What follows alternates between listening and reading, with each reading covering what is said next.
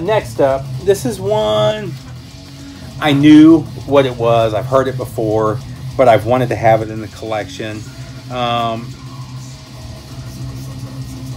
Just a classic band. One of the bigger names in new wave of British heavy metal. This is Demon, The Plague. Their first two albums were new wave of traditional, new wave of British heavy metal. And then with this one, they decided to experiment. This one is more of a hard rock, progressive rock hybrid.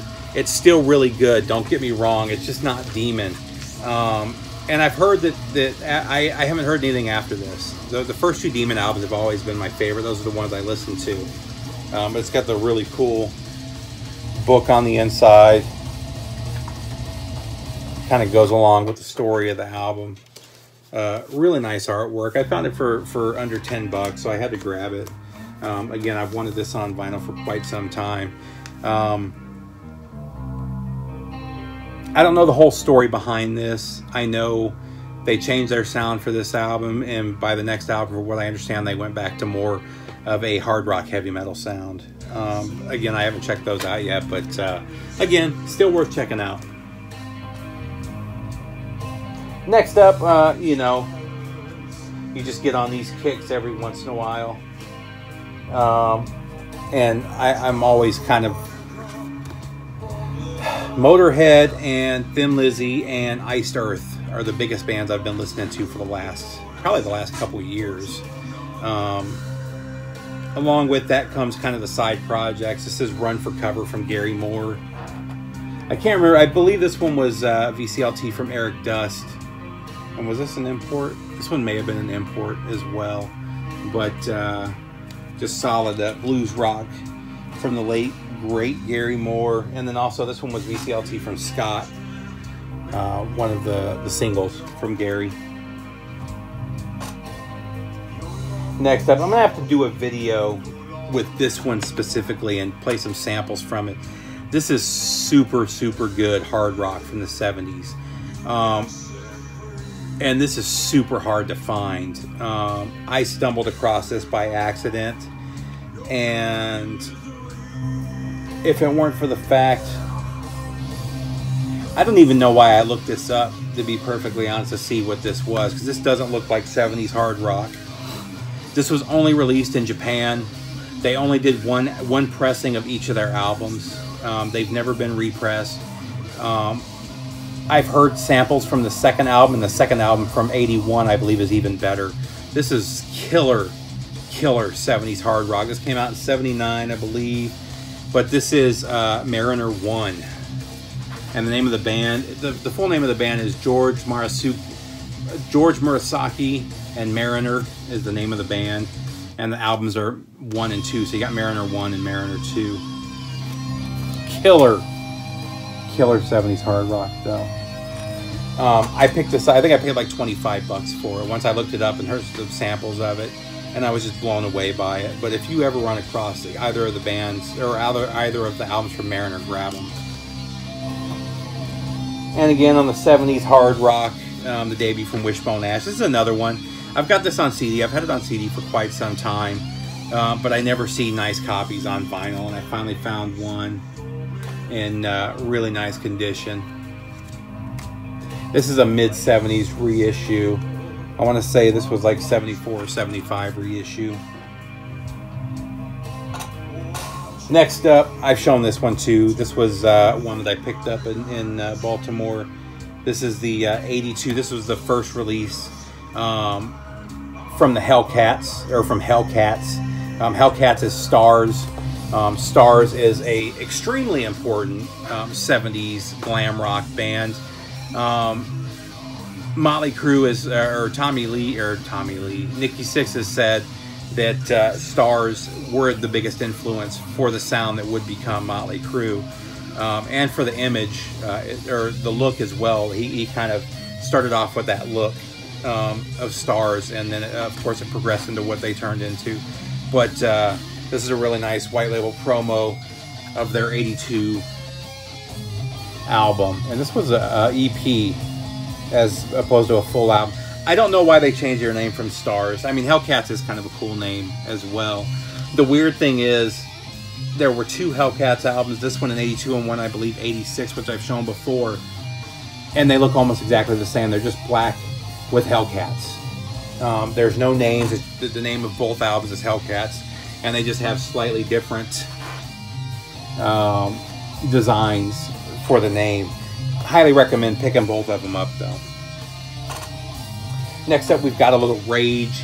This is actually they get classified as the new wave of traditional heavy metal band, Rage. They are from England, and their first album may be more new wave of tradition or new wave of British heavy metal. This one's not. This is more like a melodic hard rock, but still a pretty good album. But what's the name of this one? Run for the Night. Again, that was one I grabbed in Baltimore. This next one is one I was really stoked to find. I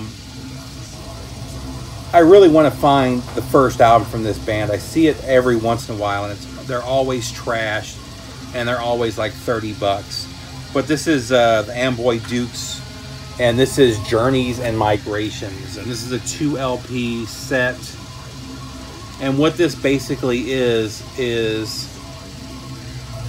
about half the songs from their first 3 albums. It's a cool comp. Now I've got the second and third Amboys Duke albums. It's just that first one. I can't think of it. Is it Journey to the Center? I can't remember what the name of it is off the top of my head. But it's got pretty much all the better songs from all 3 of those albums on this 1/2 LP comp. So that was pretty cool. And I can't remember if this might be a promo copy as well. I don't remember.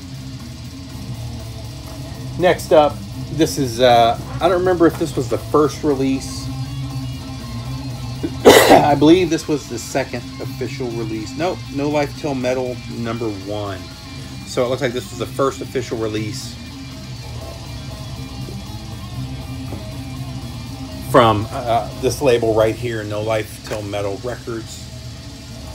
Sporting the shirt right there for Brother Scott. Just a killer thrash album. This is Image of Deception from Consecrator. Got to give a shout out to Rob Caldwell as well. I'm pretty sure it was him. Let's see if it says it on the back. Did the remastering of this. If I remember correctly, Scott said that this was only released originally on cassette, and it was a real rough recording. And Rob did a great job of cleaning this up. This sounds absolutely phenomenal. I think I just got this on black vinyl. Yeah. But they're a Texas thrash band, and this album is amazing. This is one that all of you thrash guys got to get. Get them quick, though, because it's part of the Underground series from Rock, so there's only 150. But Scott put together this really killer write-up about the band. I don't know if all the copies came with it, but I believe they did. You've got the artwork right there, the promo photo with it as well. Killer album, though. Next up, this is my favorite album from this band. And that's saying a lot because they've got a lot of great stuff. This one's always... this is just my favorite sound for them. It was kind of this album is kind of a Motorhead / doom metal crossover, and it plays really well into their styles, and the whole band sounds phenomenal. But this is 13 from Anvil. Just a killer album. If you like anything that Anvil's put out, then this is one you gotta have. Again, that's my favorite from them. Next up, a little bit more Gary Moore. Corridors of Power. This one I know for sure was VCLT from Eric Dust. Next up, we got a little bit of Thin Lizzy. I can't remember. I believe I already had this one, and I just pulled it out. But this is Nightlife.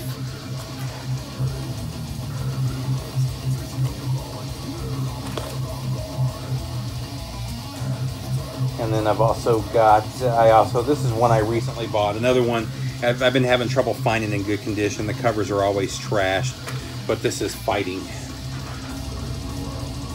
trying to think what the big Wild One was a huge track for them. They do a really nice cover of Rosalie. I love their cover of that. Spirit Slips Away, King's Vengeance, absolutely killer. Great album though. Next up, Giuffria, promo copy. What band was he in? I can't even remember now. Giuffria was the keyboardist. If you eliminated the keyboard, this album would be awesome. However, if you eliminated the keyboard, it wouldn't be Giuffria because he was a keyboardist. But it's still a solid album. I still dig it. The keyboard is just over the top for me. Let's see, a little bit more Gary Moore, Wild Frontier. This one's a white label promo. Great album. This is probably my second favorite of the Gary Moore albums. And then we'll finish this off with some just straight up metal. This one was 1978, which I didn't realize. This has been released under like 15 different names. It was originally released as The Watcher, I think. But this is Motorhead Live in 78. So this is right after their first album was, their first official album was 77. On Parole was actually 75, I think, when it was originally recorded. But their first official release was 77. This is 78. So it's pretty much all songs from their first album and from On Parole. The sound recording is not the best. This is an official release. It's not a bootleg. But this is the original lineup. So you got Filthy Phil. You've still got Fast Eddie in the band. And this, yeah, here you go. Recorded live at the Roundhouse, 18th of February, 1978, as Iron Fist and the Hordes from Hell. No overdubs whatsoever. But just a really good live set. I've always dug this. I've got that on CD somewhere under a different title. I think it was just Motorhead Live or something. And then last but not least, the album that got me listening to this band again. I've talked about the fact that I was a drummer for a number of years, and I've talked about ad nauseum that Dave Lombardo has always been my favorite drummer. And he was back in the band with this album, so I had to buy this one on CD when it came out, and I played it nonstop. Jihad is my favorite song on here, and one of my favorite later era Slayer songs as a whole. But I hadn't picked this up on vinyl, so when they started repressing these, I think it was 2013 or 14 when they repressed all of these, and they did that gimmick where they randomly inserted 500 copies on blood red vinyl. When that came out, the only two I cared about were South of Heaven and Seasons in the Abyss. Seasons in the Abyss is one of my all-time favorite albums. But those are my favorite Slayer albums, other than the early albums there, Haunting the Chapel, all that good stuff, which I already had on vinyl. And the rest of these, I've just kind of picked them up as I've found them on sale. I think I paid $11 for this one. Still in the shrink and mint condition. So, like I said, just as I've run across them, I've picked up some of the other ones. But, before I forget, we're in the background, we're listening to Terraphobia. I know this was recorded with Rocks. I'm not sure if Scott, I know Scott did the artwork for it, and he was a big part of pushing this to get released because he loves this album. This is a one-man project. You can see it's Michael Jelenic. I don't know if I'm pronouncing his name right, but he was one of the guitarists for Mortification for, I believe, 2 of their albums. This is Evolution, and they just released this on vinyl. I don't know if it's started shipping yet, but Scott sent me a copy, a promo copy of the CD, and that's what we've been listening to in the background. Just really killer, early death metal influenced thrash. Absolutely love it. Almost all the side projects I've heard from Mortification have been killer. Whether it's the stuff that he did, the stuff that Jason did, like Horde, or he's got a couple other bands he's been part of as well. Really killer though. Highly recommend picking this one up on Rocks Records website. That's it, guys. This one went on, definitely went on long enough. I wanted to get another update up because it's been so long though. So Take care, everybody. I hope you're good, and I'll have something up soon.